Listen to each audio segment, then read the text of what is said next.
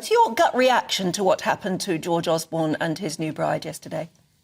Oh, my gut reaction was the same as yours. I really disagreed with it. I just think that there are certain boundaries, and one of them is someone's wedding. You don't disrupt that. But I think Just Stop Oil don't cleave to those sorts of social norms. They do what they want to do when they want to do it. And I think that's one of the reasons why they've been criticized so much. I mean, if social media is anything to go by, across the political spectrum last night, people said, no, you don't disrupt someone's wedding. That's wrong. It doesn't matter what your political point is. But then when they were throwing paint at Van Gogh paintings, they didn't care then. And they said, you know, well, the climate emergency justifies it. But this is just such attention seeking. And I think what it's doing, though, is it's turning people off their cause, and it's making them really disagree with the tactics that they're using to try to get their point across. I mean, even their billionaire backers have said that they don't agree with it anymore. The whole thing's just gotten out of control. Yeah, but look, I think the vast majority of people would agree and say, no, you shouldn't disrupt anyone's wedding. She didn't disrupt their wedding, did she? As they came out the church door, she walked up behind them and threw some confetti over them. It's not... I mean, they weren't disrupted.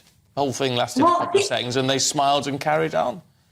Well, I think that was more a smile of confusion. I mean, that's what I saw. They looked confused. I mean, Thea, she looked behind twice. What are you doing? I mean, that's supposed to be the moment for the bride and groom when they walk out of the church together to all their guests, and instead they had a stranger who they don't know just run up and start emptying confetti on them. And I thought that when she emptied the confetti at the last, before she was told to go away, that looked quite aggressive to me. I mean, she's not a friend of theirs. No, that's what I think. You're a bride and you're coming out of the church, and it should be, you know, probably one of the happiest days of your life.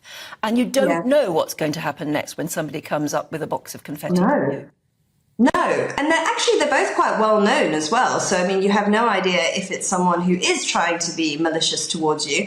Then they had that whole incident with the poison pen email. So, I mean, they might already be feeling a bit tense. I just, you know, I think that Just Stop Oil is creating a very sour atmosphere politically. I mean, one thing that one person said, and I really agree with them on this, is, you know, one of the benefits of public life here is a lot of famous people don't have to walk around with security.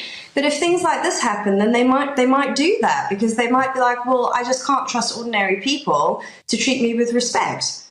We can only presume that this nasty email that went to all of their guests was probably not linked. What do you know about that?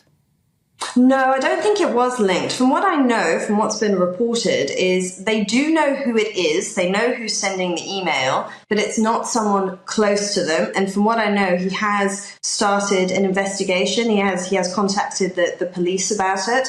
So, I mean, it is they do see it as harassment, because I think something similar happened last year. The person sent round an email to their friends and family trying to damage their reputation. But it's interesting, someone who's got hold of the guest list and all that sort of business. And I know, that's what I was thinking, yeah. Yeah, so it raises some questions. But as I say, whatever the truth behind that, and it may all be total nonsense, who knows? But it's, you can imagine it's a bit uncomfortable for the guests, actually. Just awful. I mean, yes, and like you say, you know, obviously everyone will just be talking about this Just Stop Oil moment, but then they'll also be talking about the email as well. So, I mean, you know, it's not just a happy day. There's all these sort of events surrounding it, which will have cast a bit of a pall, I think. Yeah, we're seeing some of the guests arrive there, including David and Samantha Cameron, of course. Interestingly, Ed Balls was there. Was he indeed? Ed Balls, who was his opposite number, wasn't he? Yeah, but you make friends in the world of politics on all sides, don't you? You do. But there's no doubt that, Candice, that the reception afterwards, sitting down to the meal and toasting the bride and groom, would have been very tainted by just sort of nasty gossip. Definitely, absolutely. I mean, you know, it's such an apt name to call it a poison pen, because it absolutely is. And I mean, you know, from what I know, some of the accusations in there were deeply personal. I mean, they were really designed to hurt. And it just shows that, words can be very painful. I mean, if you want to damage someone, one of the ways to do it is to try and hurt their reputation and to cast suspicion over their relationship. And so I don't blame him trying to find out who this is, because it definitely 100% is a form of harassment.